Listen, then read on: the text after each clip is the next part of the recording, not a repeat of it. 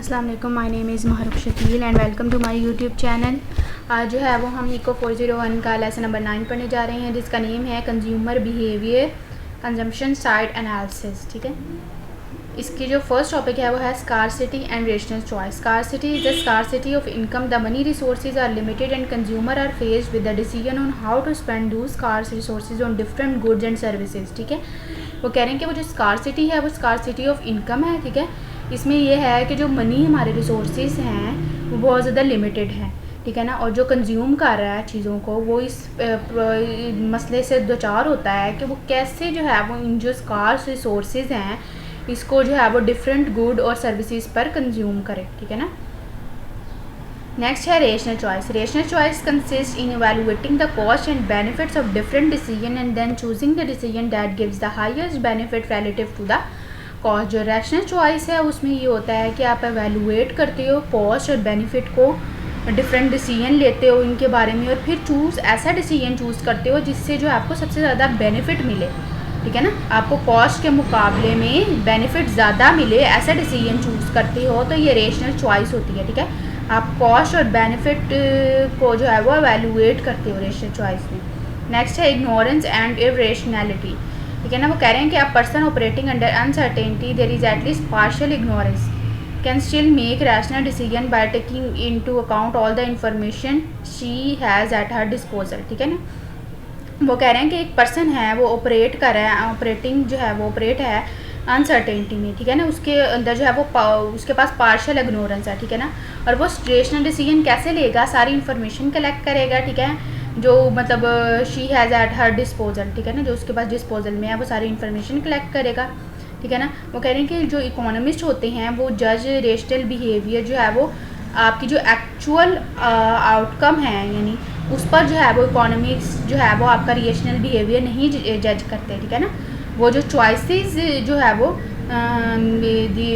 बनाई जाती हैं, ये चॉइसेस दी जाती हैं उस पर जो है वो जज करते हैं। आगे है कार्डिनल वर्सेस ऑर्डिनल अप्रोच। वो कह रहे हैं कि जो मार्जिनल यूटिलिटी एनालिसिस है वो कार्डिनल अप्रोच है, जबकि इंडिफरेंस का वो अप्रोच है वो ऑर्डिनल अप्रोच है।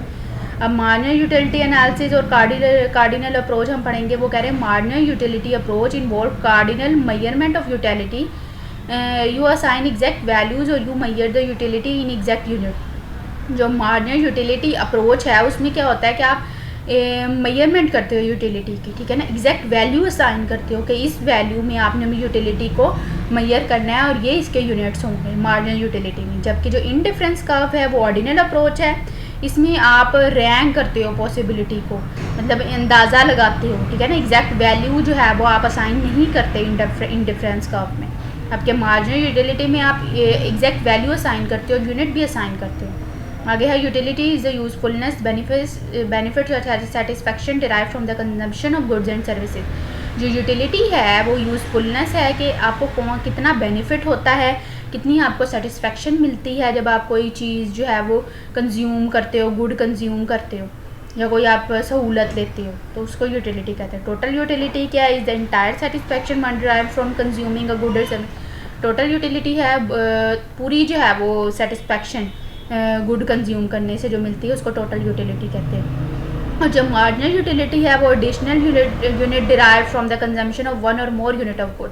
ठीक है ना, और जो मार्जिनल यूटिलिटी है वो एक एडिशनल इजाफी जो है वो यूटिलिटी है जो आपको गुड के कंज्यूम करने से हासिल होती है, उसको मार्जिनल यूटिलिटी कहते हैं।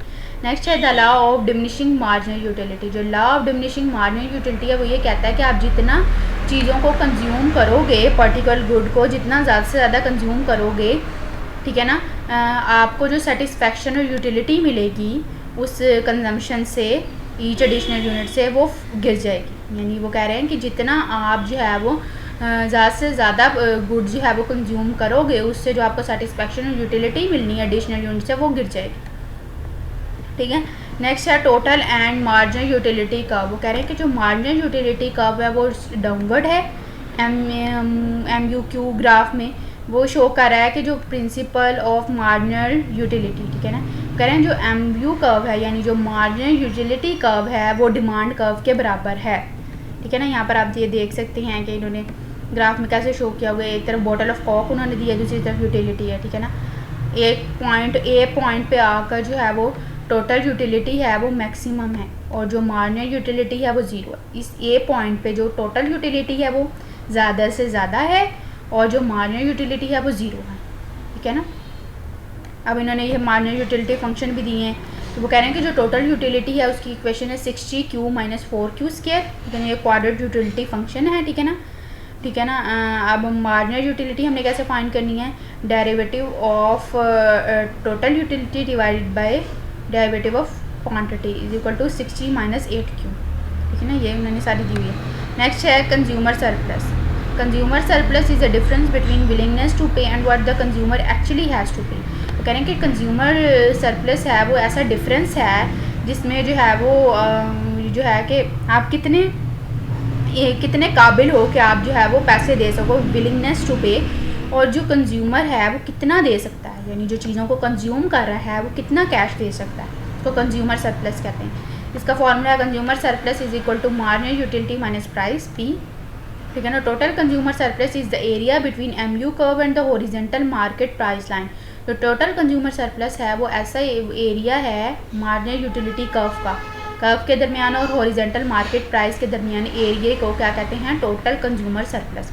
कह रहे हैं कि जैसे ही कीमत बढ़ेगी किसी चीज़ की, जो कंज्यूमर सरप्लस है वो श्रिंक हो जाएगा, सुकड़ जाएगा, यानी जैसे जैसे कीमत बढ़ती जाएगी जो कंज्यूमर सरप्लस है वो कम होता जाएगा।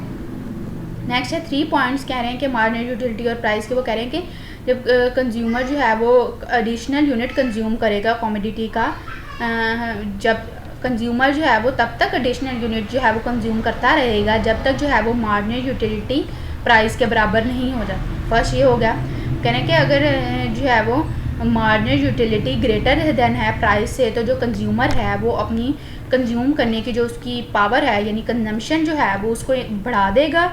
जो कंजम्पशन बढ़ने से क्या होगा, जो मार्जिनल यूटिलिटी है वो गिर जाएगी और जो मार्जिनल यूटिलिटी है वो प्राइस के इक्वल हो जाएगी। अब जो अगर मार्जिनल यूटिलिटी जो है वो कम है प्राइस से, तो क्या होगा कि जो कंज्यूमर है वो अपनी कंजम्पशन कम कर देगा। कंजम्पशन कम करने से जो है वो मार्जिनल यूटिलिटी बढ़ जाएगी और मार्जिनल यूटिलिटी के बढ़ने से जो है वो मार्जिनल यूटिलिटी प्राइस के इक्वल हो जाएगी। नेक्स्ट है the equi marginal principle. Important principle है, शॉर्ट के तौर पर आता है, ठीक है ना। इसका ये है कि वो कह रहे हैं कि this state that a person will drive a maximum level of TU from consuming a particular bundle of goods when the utility derive from the last dollar spent on each good is the same. कह रहे हैं कि इस principal के मुताबिक जब जो है वो एक पर्सन है उसको जो है वो एक maximum level of total utility मिलती है किसी गुड को कंज्यूम करने से या किसी बंडल ऑफ गुड को कंज्यूम करने से।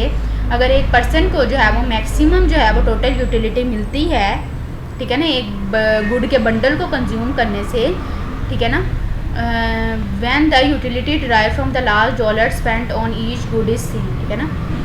एक भी मार्जिनल प्रिंसिपल ऐसा प्रिंसिपल है जिसके मुताबिक एक पर्सन जो है वो उसको मैक्सिमम जो है वो टोटल यूटिलिटी मिलती है बंडल ऑफ गुड को कंज्यूम करने से, ठीक है ना, तब जब जो यूटिलिटी है वो लास्ट डॉलर जो है वो जो स्पेंड हुए हैं ईच गुड पे वो सेम, ठीक है ना। अब इसमें MUA divided by PA, MUB divided by PB ये सारे दिए हुए हैं, ये बहुत इंपॉर्टेंट है।